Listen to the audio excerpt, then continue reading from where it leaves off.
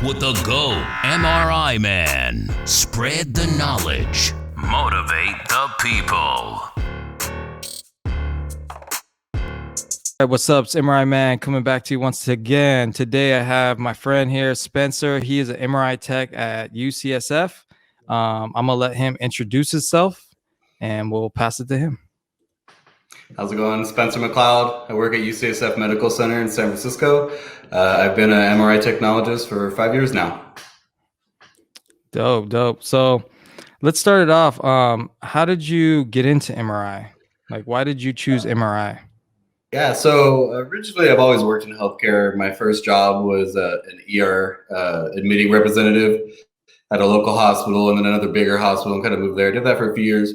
I knew I wanted to stay in medicine, but I didn't really want to be a nurse. I didn't care for a lot of the stuff I had to do. So I actually just started looking into it, just kind of different modalities of radiology.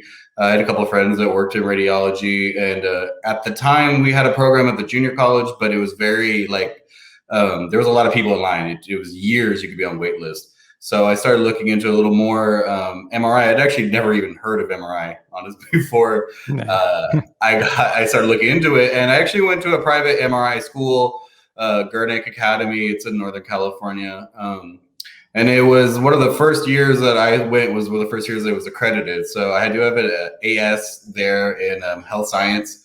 And so I was able to sit for the ART exam.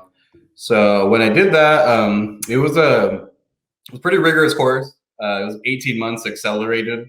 So pretty much like 6 days a week. I was either at school or at my internship site, and which happened to be 90 miles away from my house. So it was, you definitely had to really commit to it. So 3 days a week I was driving to Fresno at the time. And so I worked there at a smaller clinic there at outpatient place. And that's how I got started. Wow. Yeah, that's quite a journey you had there. And that's what I like to hear, stories like that, where, you know, sometimes you're not going to live real close to the schools. So you have to hop in the car, you know, make it a road trip, listen to some podcasts or something like that. So how was school for you? Was it like stressful? Did you have stressful situations where you're just like, man, I don't know if I could do this? Or what was your mentality going through that? It was a little tricky in the beginning. I hadn't been in school in a while at that point. I was about 25, and I had an AA degree from a junior college, which really didn't do much for me at the time. So, and I'd completed that, years before. So it was definitely like a shock in the beginning, just kind of getting used to having to go to school all day long, 8 hours a day, and then go working. But I felt one of the harder ones. The classes I took was more of like the physics with, using your 3D planes, just kind of grasping that concept, never really using it before ever in practice of just my daily life. It was a little tricky, kind of figuring out sagittal plane and how to create a sagittal or coronal or axial and, getting those right. That I don't know why that took me a minute to kind of grasp. A lot of the classes were, fairly average, not too hard. I mean, you had like health. And like health class, we did have a cross-sectional anatomy, which was a very, we had several semesters of that. We had to go through a book. I'm sure everybody went through one similar, 1,000-page book. Physics was a little new. That was pretty new to me. I'd never taken a physics course really before that, maybe in high school. It wasn't as hard as I thought it'd be, honestly. It was once you kind of grasp the pulse sequences and kind of the difference between relaxation and decay and, just kind of the spin lattice and just a lot of things, kind of grasping all these, just so many different complex concepts is a little difficult. But once they click, like I hit a point, like on average, like everyone else did, but it just clicked. And then it really started to make sense. And I could really put it together in my mind on how it worked. And then after that, it was more enjoyable. So, I mean, I think it is very hard in the beginning for a lot of people. MRI is not something that shares too many aspects with other businesses or, just schooling. It's, even if you do radiology, even if you do X-ray, like we have a lot of crossover techs that find MRI confusing and difficult because it's not what they maybe thought, so, but once it clicks and you kind of grasp the main concepts of it and how it works, and then it kind of becomes fun. So and then after they're maybe a quarter way through, I enjoyed it more. And it was it was less hard. But I mean, it's still I mean, you come up to some really tough subjects, and it's very demanding. Just trying to work. You have a full-time unpaid job, basically. You could have to drive pretty far. So, those kind of things. But I mean, overall, once you kind of get in depth in it, it's less school that could be the hard part and more of your internship site. So, like you're scanning pretty early on, in the program, you've only been in school maybe 2 months. So you're barely just grasping it. And then you're just kind of like shot into this area, you may know nothing about. You may not have zero healthcare background. So it could definitely, it could be a shock to people, but kind of grasping that and more just learning how to work with, at your site and kind of work well in harmony with your teaching tech and just kind of getting the groove of it because, you're basically in the beginning, you're kind of just an assistant, you're getting patients ready and things like that. So I'd say just I'm kind of going off topic, but just take everything into example and, always pay attention. All right. So yeah, you get past the school and let's focus on that internship. Yeah. How do you feel you did in that? Like, how do you feel like you did in that internship? Do you feel like in the beginning you were struggling? How was your trainer? Like, was your trainer on you? Were they like hardcore? Were you getting like hazed when you got in there? Or was it like, were they really patient? Yeah, I've heard from other people in my classes, I got really lucky. So I had an amazing instructor. We worked at a facility in Fresno. It was a RadNet facility. A lot of people may know RadNet. It's very large in the imaging community. So also, if you know RadNet, you know that they push a lot of exams and kind of you're doing a lot. So I got really lucky. I had a very good teacher who worked there. He was very knowledgeable. He'd been a tech for many years. He was not like wasn't really hard or strict, but he was definitely, he was very good at, like, hey, you did this wrong. This is what you did wrong. Not kind of, reprimanding me or yelling at me. Okay. Like I've kind of I've heard some stories of techs. He was pretty good at letting me scan pretty early on.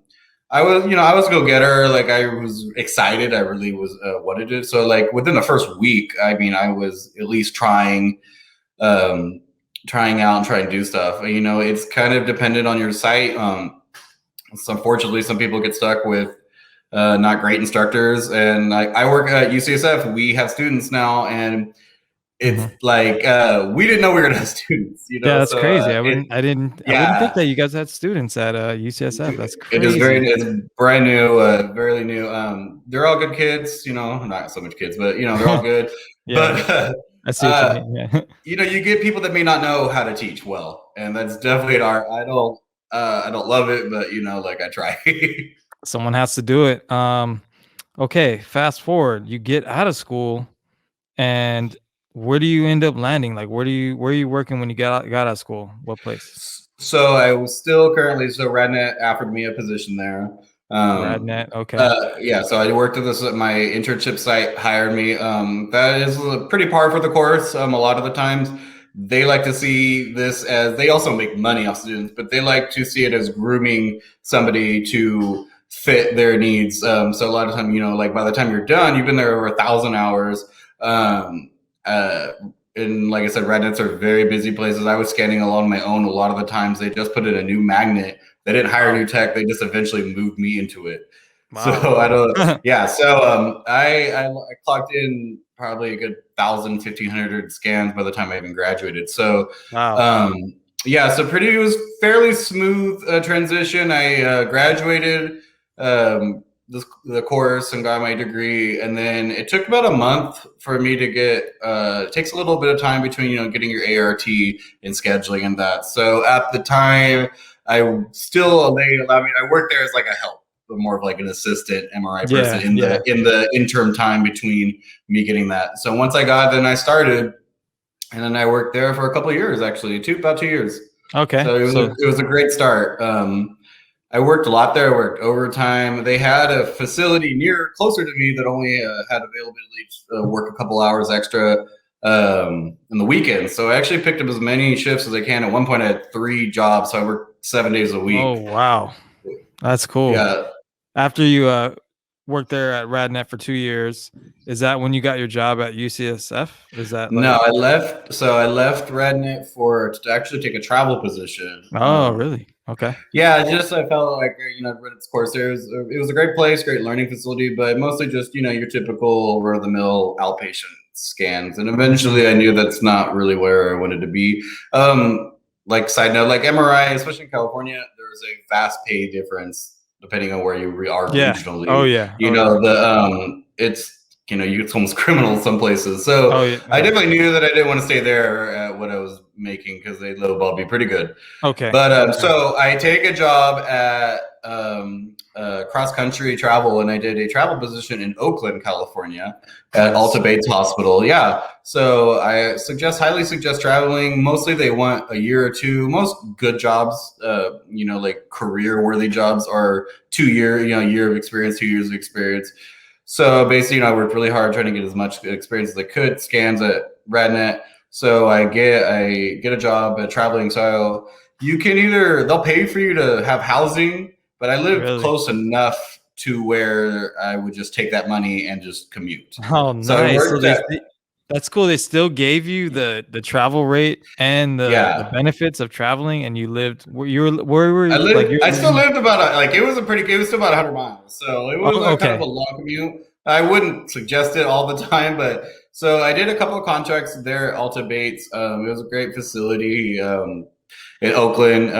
So a little more in depth. It was kind of like it was at the hospital, but it was like a mix between their inpatient and outpatient. It wasn't in the actual hospital, but it was like down the street. But it was they would actually have to ambulance their patients from inside the hospital to us. It was kind of weird. Oh, okay. They were in transition at the time I was working there and actually putting a new MRI area. So I think that's where I landed kind of in the interim time. But there, it was great. It was definitely a good experience to learn inpatient. That's right. Which is, it's night and day to currently where you live. So yeah, I did that and then eventually moved to UCSF. And that was it. So that hospital gave you all the keys. You sharpen your sword, and you're like, okay, now I know how to deal with all these inpatients, when to call them down, how to transfer them. And then you got to UCSF, and you had the interview. How was the interview there? How many interviews did you have to do? And it was really easy. I'm not gonna lie. Yeah, no way. It wasn't, and it was more. So my younger brother, who's 8 years younger than me, he's 24. He went to school the year after I did, so he's also an MRI Tech, same credentials. He got a job there first, so I hadn't even crossed my mind because I knew I didn't want to commute anymore. I was kind of over that. Yeah. And so San Francisco is very expensive. Man. But he just kind of talked me into it. At the time, they were kind of short staffed, and he had just mentioned that to our supervisor, who he needed, I did it, and then they kind of did, I kind of did a couple phone interviews, and then pretty much had it. I think definitely a good window of opportunity for me. It's not really the same anymore, but I love working there. It in comparison to Alta Bates and Oakland, that was definitely like a very middle ground. Like it wasn't we had a lot of outpatients, but we did inpatients. This one is a whole nother beast. I mean, the hospital is crazy how many patients we have, the level of intensive care patients we have. Like I said, it's almost a 900 bed hospital. 900 beds. So tell me about what's a typical day? Like, how does your day start? Like, go from the beginning to the end. So, what is it? So my shifts, either depending on where I work, we have UCSF in our system we have over 30 magnets in San Francisco. There's 30 magnets and spread out. Spread out. So we have two hospitals and about 4 outpatient clinics. I work at all of them. I work at one hospital primarily almost all the time. So start of my day, my shifts constantly change. I have a set schedule, full time, but they kind of differ. We have 70 employees in the MRI department. 70 employees are all. So I get there. If I'm just saying I'm in the hospital, I'm in the unit, we still have outpatients. So we have 7 days a week with outpatients.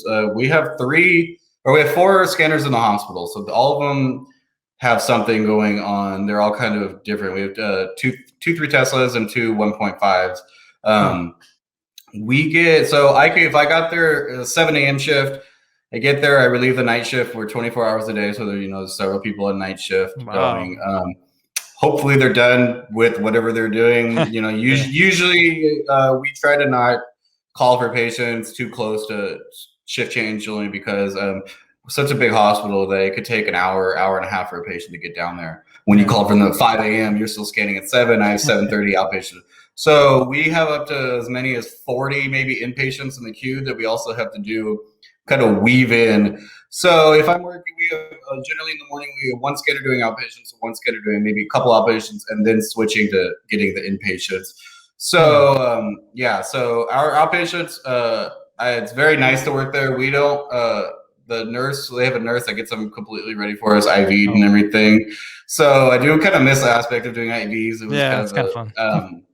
When I worked at RadNet, like I did 20 a day, ridiculous. I do maybe 1 a week now. It's kind of sad.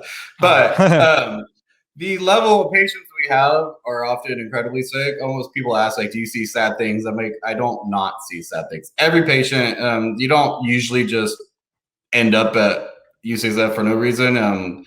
We're primarily a neuro hospital. I believe we're either number 1 or number 2 in the country for neurology.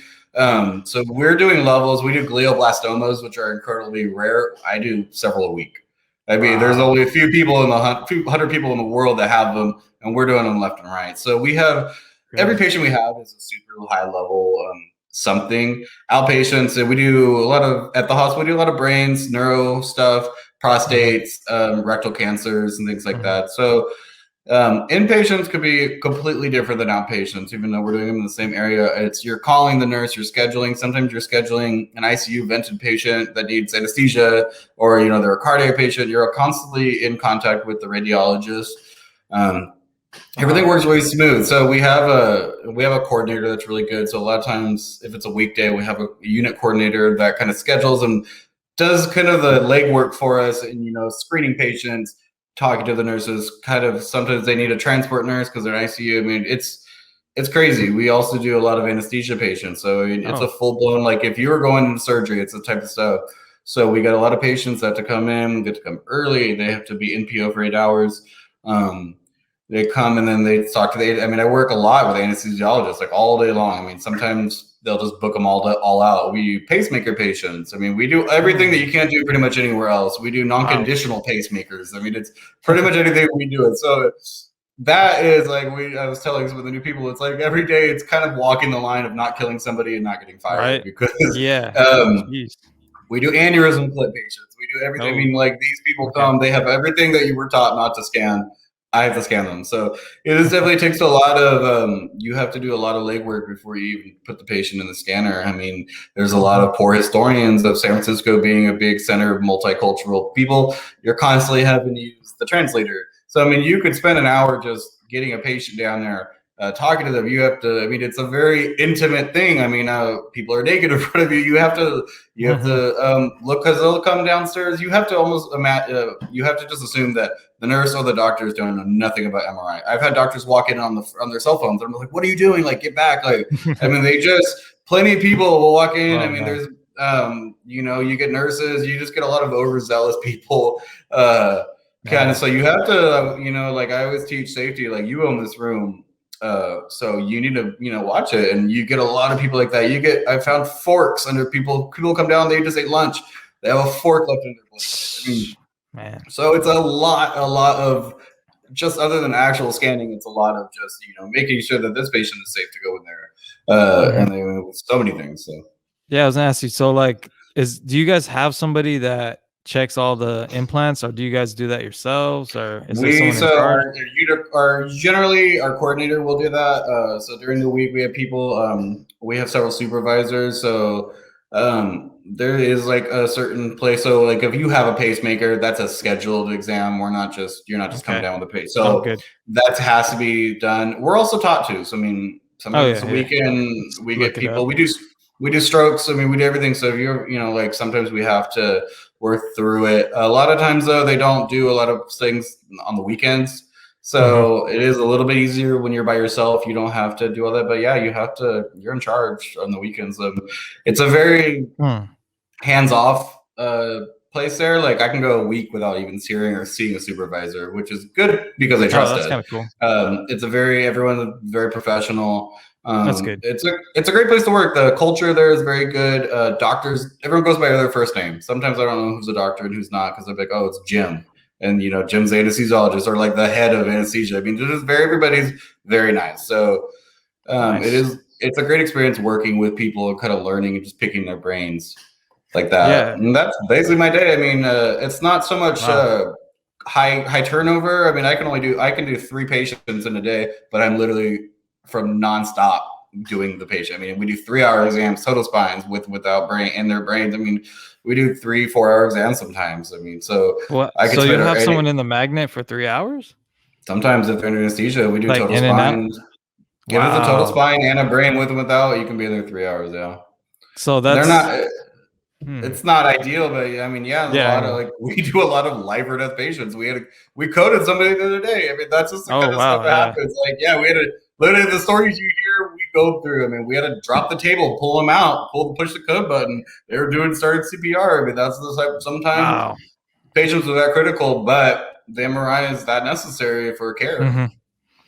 Wow. So, man, it just sounds crazy over there. It sounds like a lot of action. It sounds. It's cool. It's not cool that they're sick, but I mean, like you're getting a lot of action and your skills are being tested, and not only that you have to have good skills, but you also have to be able to work under these kind of pressures, right? So it's like I know sometimes I see people like having a seizure on the table, and I see certain techs that kind of just like freeze up and just sit there, but it's like you don't know what you can do in the situation until it happens. And you don't you're working with students, right, too now. And you're like, I don't know how this student's going to react. Cause I know when I went to the hospital, I worked at the hospital, it's about 2 years. And, I remember just seeing patients really sick or in pain, yelling and stuff. It was a different experience. And like you said, they're like half naked and they have all these things going on with them. And at first I was kind of like, whoa, but then I just hopped right into it. And then I didn't scan many anesthesia patients, but I know there was like 3 or 4 where the whole team comes in, and sometimes they got to put that tube down their throat, they're on the rest, ventilator, and it's pretty intense. And not everybody can do it. I can understand why. I like working at the hospital. I was only contracted there, so I didn't have like a full-time job, but I loved working there, and I tell people about it. And some people are just not about that life. They don't want to work in that environment. They kind of just like the outpatient, closing the weekends, and then the patient walks in, hey, how you doing? Like it's all shaking hands. No, it drains you. It does. And then when I worked at the hospital, it's like you see a patient coming in just like half dead on the table. It's like, I don't know, you don't really tell them, hey, how's it going? You don't really do that. You're like, are you okay? We're gonna get you through this. It's like a different style you got to use there because it's the environment. But I'm definitely I like working at the hospital. It's like it's really, at the end of the day, it's got to feel more like rewarding, right? Because you do probably see some success, right? Like people come back or it's a follow-up and stuff like that. I mean, there's got to be some good stories because you guys got to be saving a lot of lives there as well. I mean, we do a lot of we do brain surgery we do brain surgery like other hospitals take out tonsils. I mean, it's ridiculous. So we do a lot of pre and post scans. So it's good to see them before and then just kind of see them after. And we do the scans. You could see the progress and the difference there. But I mean, and my hospital is more of the crazy. So out of all the UCSF facilities, the Parnassus Hospital is definitely the busiest and craziest. The Mission Bay Hospital, which is brand new and very pretty, it's a women's and children's hospital primarily.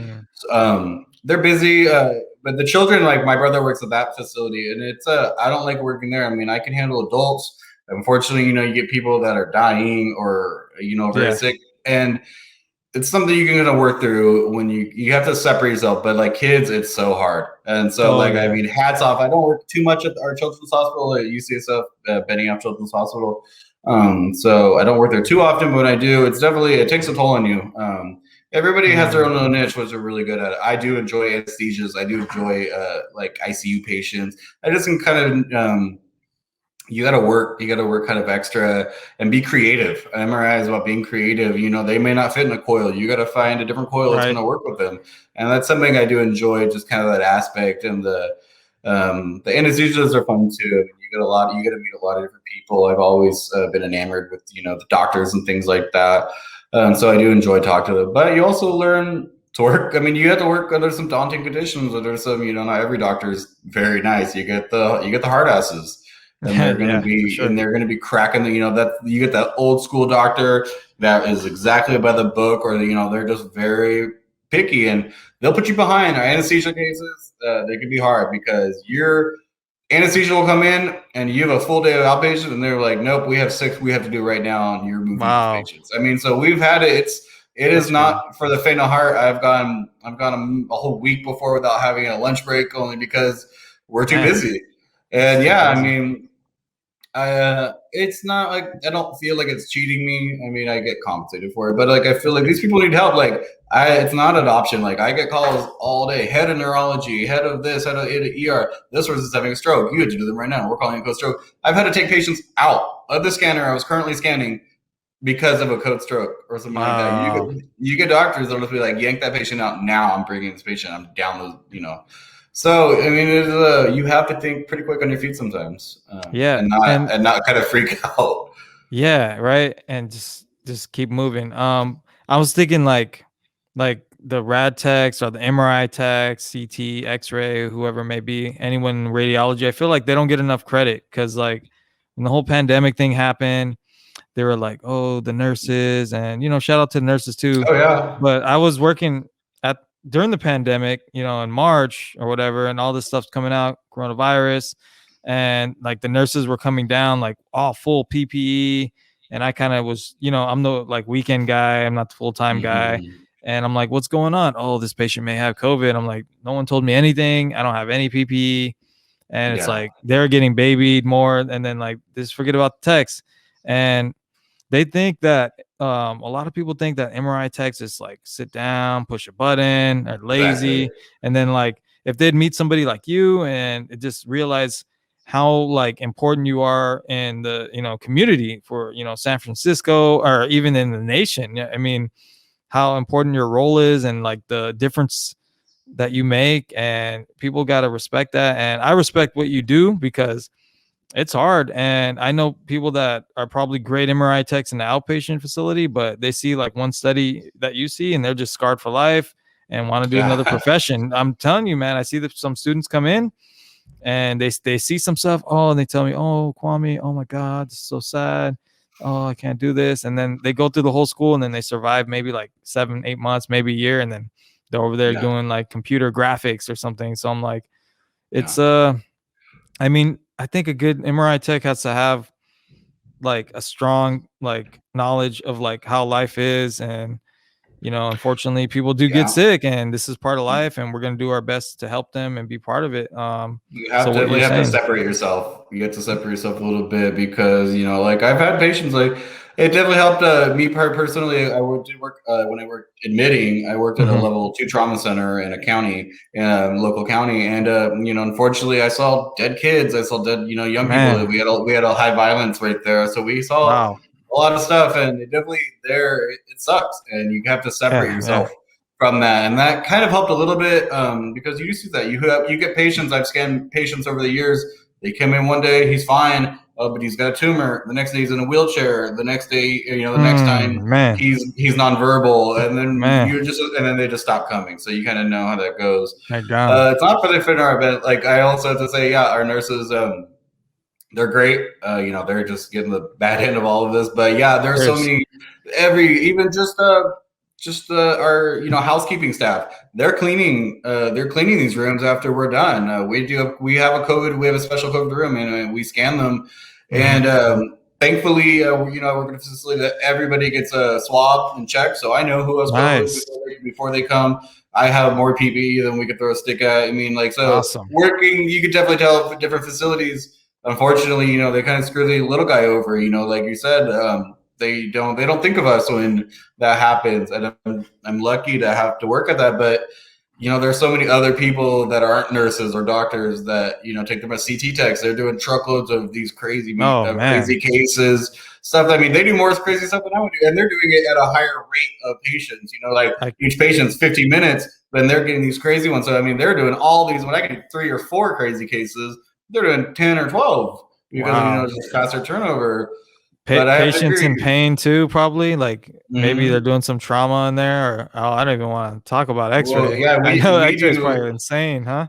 Yeah, they do fluoro stuff. I mean, they're doing stuff like on the table. They have like an OR suite. So we have an MR at the Mission Bay Hospital. We have an MRI in the OR suite in one of them. So we do like MRIs. They'll do something, tweak it, put them in, check it, pull them out.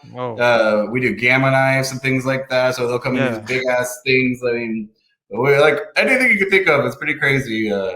But do they do? Do you guys have that PET MRI machine? We have 2 pets. Yeah, we have more stuff than I even know. I was just talking. We have like on-site GE representative. It makes sense. Yeah, and we have that. We also have they basically hired the GE engineers that used to come out. So I mean, stay here. Something when you're going 24 hours a day. I mean, our magnets are they're getting, the ones in the hospital are getting older. They're probably 12 years old. They've been updated because we have new scanners all over the place. We have these GE Premiers, 3 Teslas, and they're just they're the Cadillacs. So I mean, we have like 5 or 6 of those, and they're just freaking awesome. But I talked to the rep for them, and he was saying we have a 7 Tesla magnet. I didn't even know that because we have a research facility. I mean, it's just crazy the stuff that they do here, just regards to MRI. I was gonna ask you that. You guys do research too? Like UCSF? So we do a bunch of research. One of the facilities called China Basin is where they do primarily most of the research. So basically, like, there's 4 magnets there currently. They're building 2 more. Wow. Yeah, they have a couple premieres there. Yeah, I mean, there's like 5 places under construction. They're also going to have MRIs. Oh my god. So yeah, we do those. It's not us, so we don't have any part of that. But we are able to watch. We help them. It's in the same area. They're friends. They're our colleagues, so we watch it. But it's pretty crazy the stuff that they do, and that one's like partially owned by the doctors group as well. So it's like half us, half them. They own the magnet. We get to use it sometimes. So we also have a couple PET scanners. So there's some pretty crazy stuff. Man. Wow, man. It's like I always had an idea of what UCSF was. I never knew like what it was like. I can't like imagine that, like a 900 bed hospital, just 24 hours MRI. So man, what is it like working overnight? Have you done like an overnight shift? I have actually. When I literally started working there, I worked 3 weeks straight of night shift. It was almost my second week there. They're like, "Hey, if somebody's out for surgery, could you do these shifts?" And I'd worked 1 night shift maybe before, like in my life, and I was like, "I never done that." And I was actually commuting. So this is before I moved to San Francisco. I moved about a month later, so I commuted about 110 miles one way. It took 3 hours. So I'd leave my house at like 5 in the afternoon and I'd get there for my 10:30 shift. It's hard. I mean, just night shift in general. So yeah, I'd work at 10:30 to 7. It was definitely it was hard. I don't love night shift. Was it busy or like how many? It could be. I mean, I mean, so basically, we have a queue, like a queue that like pretty much all are inpatients. So you're gonna. I mean, but it can be up to 40 people long. 40, so they can still be patients, and you can just be trying to call them down. We have patients for days. I mean, they've been there 2-3 days, and they're waiting an exam. We had, but like the stats, so we will have like maybe 35-40% stats, and the rest are regulars. And so I mean, but we get strokes all the time. We're doing neuro stuff. I mean, it's constantly changing. Sometimes you'll have a patient come on the way down, and then something bigger will happen. They're like, "No, you have to do this patient now." Wow. So it's it's nonstop. Then that hospital nonstop. Yeah, so it's nonstop. It is slower, but I mean, I worked where I was nonstop working overnight. I mean, it was just patient after patient after patient, ICU patient. It doesn't really matter. Nothing changes. Wow. So yeah, it's definitely it could take your toll, and I tend not to look at the next day's schedule because it doesn't. Like, I don't know. Like, I don't want to know how crappy it's gonna be. I mean, because we do prostates. I mean, we do rectal exams where we have to insert 120 cc KY jelly enema. Oh. And, so you guys do that? Wow. Yeah, we do jet photographies. We do everything. Pretty much anything you can think of, we do. But those we actually do with it's like live feed to the doctor. So the actual radiologist is telling us how to scan, how to oblique our axial coronal slices to the rectum and cancer and stuff like that. So it's, I mean, Oh, interesting. it's definitely, you have to know how to do like the computer work, how to even get connected to the doctor. So it's pretty interesting stuff that we do. And I was shocked. I mean, it was definitely night and day. I'm very happy of my RadNet days, my Fresno days, because it definitely gave me, I knew how to go fast. I knew, they maybe not the acuity of the patient maybe wasn't as high, but I knew how to, because they double booked me and I'm the last person here. And, so like, I know how to scan fast. I know how to scan accurately. And it's definitely a great skill. I mean, you can use anything from anywhere as long as you use it correctly. And I definitely think that helped, because like I learned so much in just a couple of years I've been there.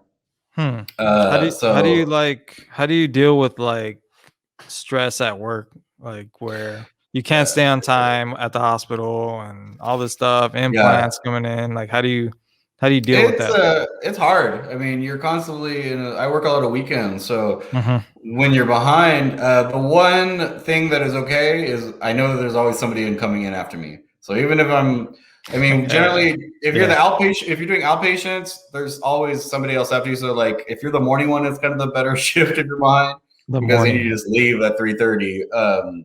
Do what you can and bounce. Yeah. So unfortunately, we're behind a lot of the times. I mean, you're dealing with a lot of really sick people. Not every exam is the same. Because we're also like we're building stuff on the fly. We'll call the doctors. I mean, some of the exams are open-ended. They say call the rad for axial check, and sometimes it's nothing. Sometimes they want everything. So I mean, your exams could differ even, and so a lot of times I think people understand. A lot of times we're an hour or 2 hours behind. It sucks. I mean, we have people show up. People are human. They show up at their scan time, but not 30 minutes ahead of time. UCSF is a little confusing. I mean, it's on a hill and there's a parking garage and we have multiple locations. So people show up a lot late all the time. They're coming hours away. I mean, they're coming 4 or 5 hours away. Tired, hungry. Yeah, exactly. So, and language barriers, huge language barriers. We do a lot of different, like non-English speaking patients, a lot. Oh, how do you guys deal with that? So we have like a portable, it's like a iPad that's only connected to like this learning thing. So a lot of times it's either a video and there'll be somebody there and they'll translate for us, or you can do audio. That's awesome. So we have a bunch of those. So they have those all over the place. We can just grab one. So yeah, we try to get the most information we can across. Unfortunately, if we have a lot of abdominal scans, breath holds. So that's right. Try to the scanner does have kind of presetted a bunch of languages. So like Cantonese or Mandarin are kind of big ones in our area. So luckily we have those. But we get people that have dialects that aren't those. So you get definitely they showed up by themselves, and and they're 90. Wow. I mean, I've scanned 100-something-year-olds. So it's definitely with the scar on their head, huh? Yeah, like, what do you have in your brain? We've had people that come in that literally had aneurysm clips they put in the 70s. So those are stuff that are probably iron. I mean, just like things you have to check. So you could definitely have a smorgasbord of people that you're scanning. So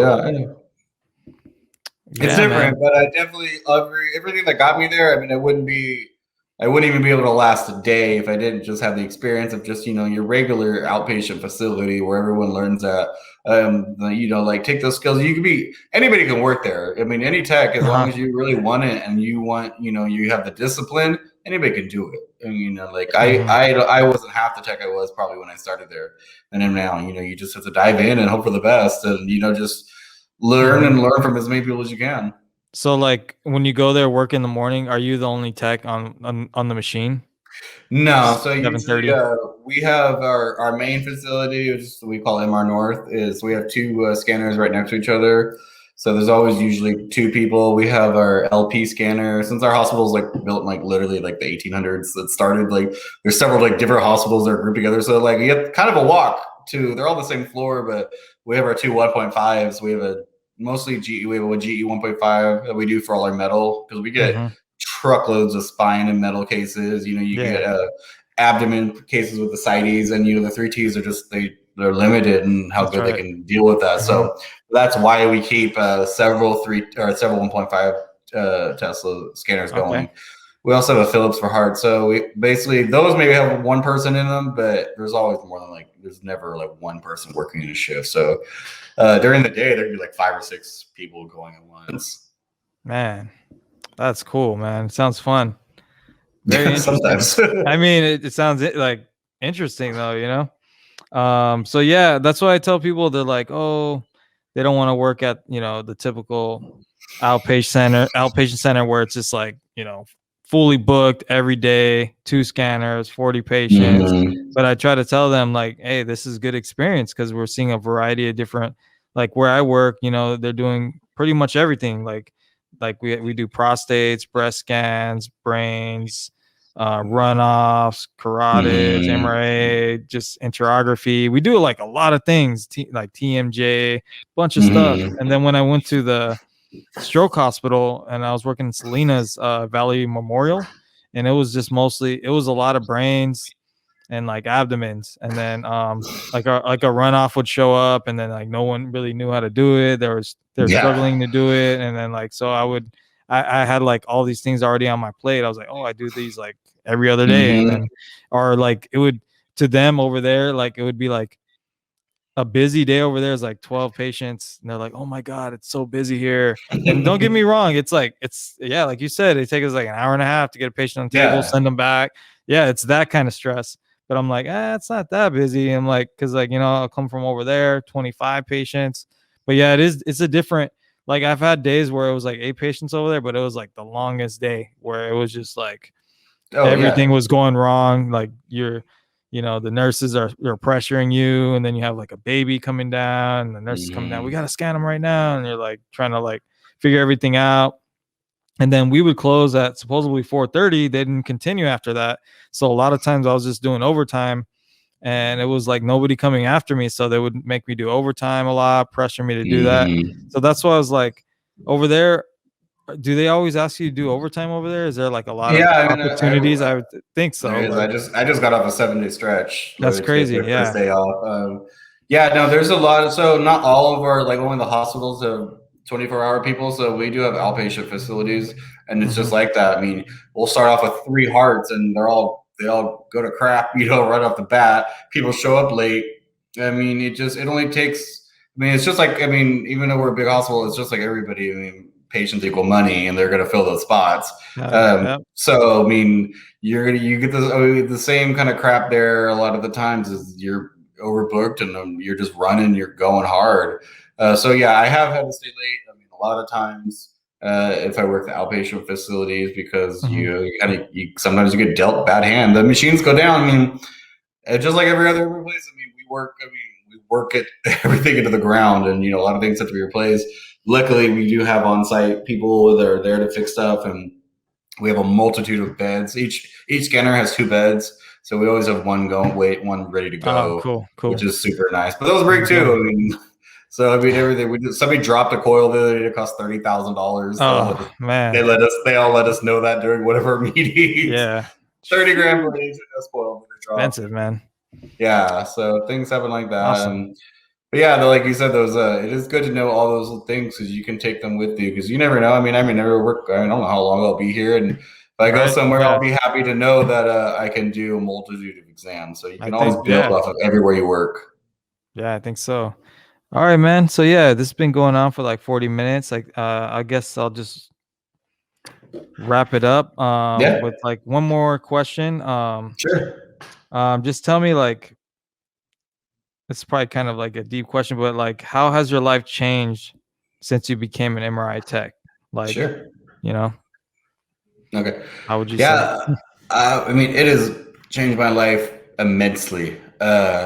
Even just being a younger person, not knowing what I wanted to do in life, where I wanted to go. I mean, I think there was a slight monetary drive, knowing that MRI paid good money, but once I got into it and being really able to help people, just going from assisting in the hospital to actually hands-on helping people, and being a general, being actually a good change in their life. or at least, a good scan, because a good scan could really make the difference. I mean, Oh yeah. Trying my hardest and knowing that I'm giving this person the best scan and the best outcome, and like with their cancer or their things, it's really changed my life a lot. Not even just being able to, and I mean, I went from, way back in the day, living with my parents, and I got this job, and, like, never look back. Just living, you could do anything in this field. I mean, traveling is the best. I mean, I've made many friends over the years that are travelers, and I have friends all over the world, all over the country. So you not only you just really get a sense of, you're part of something big, and I really love that. You're part of something bigger, and it's not about you. Like, I see sad stuff, and it, definitely makes you cherish your life. That's right. Cherish, like, I've seen people my mom's age, exactly my parents' age, something like that. It definitely makes you think and just kind of like live life more to the fullest. You're seeing sad stuff, Right. and we're here to help people. So it's changed my life immensely. Money wise, monetarily wise, but just enriching it overall. Wow. Yeah. Well said. Well said. I agree with everything you say, and that's exactly how I feel. And I feel like you're in it for the right reasons. And I just hope that, there's more MRI techs like you out there, because like you said, a good MRI tech, yeah, we need them. There's a lot of them out there that just don't care, don't want to do it, or they do it for their money.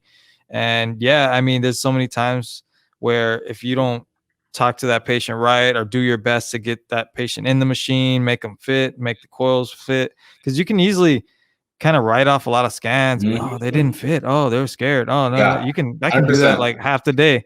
But yeah, you're getting them in, and they get out, and then they're gonna thank you, and they find out what's going on. So that's awesome, man. It was great having you on here. We got to get you back on here.